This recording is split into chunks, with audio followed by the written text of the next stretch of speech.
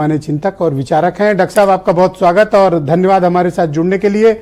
आप मुझे बताइए कि पहले चरण में बहुत ही महत्वपूर्ण जो, अब वोट बैंक तो कहना नहीं चाहिए, लेकिन अब क्या करें, यूपी में सच्चाई है कि एक बड़ा वोट बैंक है दलित समाज का। स्पेशली इस इलाके में सहारनपुर हो गया, नगीना हो गया, मुरादाबाद हो गया, इन इलाकों में एक बड़ा वोट बैंक है, पीलीभीत वगैरह में। दलित समाज क्या चाहता है इस क्षेत्र में, इस इलाके में? पहले फेज में 3 सीटें थी बीएसपी के पास। आपने मुझे आमंत्रित किया, इसके लिए बहुत बहुत आभारी। देखिए, जैसा कि आपने भी बताया कि यहाँ समस्या उस तरह की नहीं है पश्चिम उत्तर प्रदेश में जिस तरह की शेष भारत में या इस तरफ पूर्वी उत्तर प्रदेश में है दलितों की। वहाँ सम्मान की लड़ाई महत्वपूर्ण है, स्वाभिमान, सम्मान और समानता का वहाँ ज्यादा महत्वपूर्ण माना गया है जी। और वहाँ के लिए सबसे बड़ी बात यह है कि जो पूरे बल्कि भारत के लिए कहा जा रहा है कि लोकतंत्र कैसे बचे, संविधान कैसे बचे, संवैधानिक संस्थाएं कैसे बचे।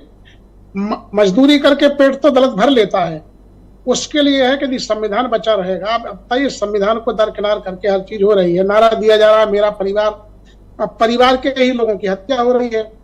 तो क्या ऐसे हमारे वो कौन सा परिवार है जहाँ दलितों की बेटियों की अस्पताल लूटी जा रही है, वो आत्महत्या कर रही है, पिता भी आत्महत्या कर रहा है।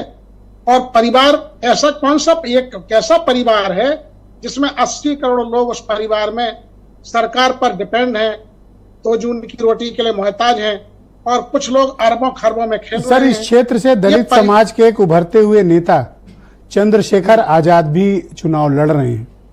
आप क्या धारणा रखते हैं कि क्या वो भविष्य में इस समाज को कोई नेतृत्व दे पाएंगे, या फिर वो नगीना में खुद ही घिर गए हैं? अब देखिए, ये बात है कि ये तो जिस तरह से वो भटक रहे हैं उससे स्वाभाविक है कि उनको अभी थोड़ा स्थिरता चाहिए थी।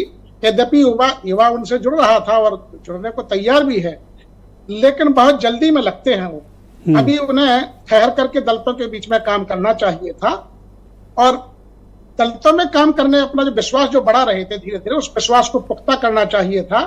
जिस तरह से उन्होंने अपने आप को यहाँ वहां भाग करके और जो अपना कद घटाया है, उससे दलितों में ज्यादा मैसेज अच्छा नहीं गया है। आपका कहने का तात्पर्य है कि चंद्रशेखर को इस बार का पार्लियामेंट का इलेक्शन नहीं लड़ना चाहिए था?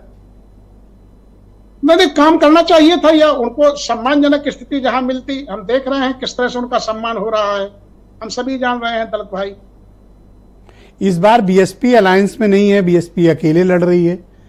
दलित समाज की ये पेरेंटल पार्टी है, इसीलिए उत्तर प्रदेश दलित आकांक्षाएं क्या हैं बीएसपी को लेकर इस बार उस क्षेत्र में? देखिए, दलित आकांक्षा स्वाभाविक रूप में ये सही बात है कि बीएसपी जब तक इलेक्शन के मैदान में है या राष्ट्रीय पार्टी के रूप में पंजीकृत है, दलितों की अस्मिता का प्रतीक तो है ही, इसमें कोई दो राय नहीं है।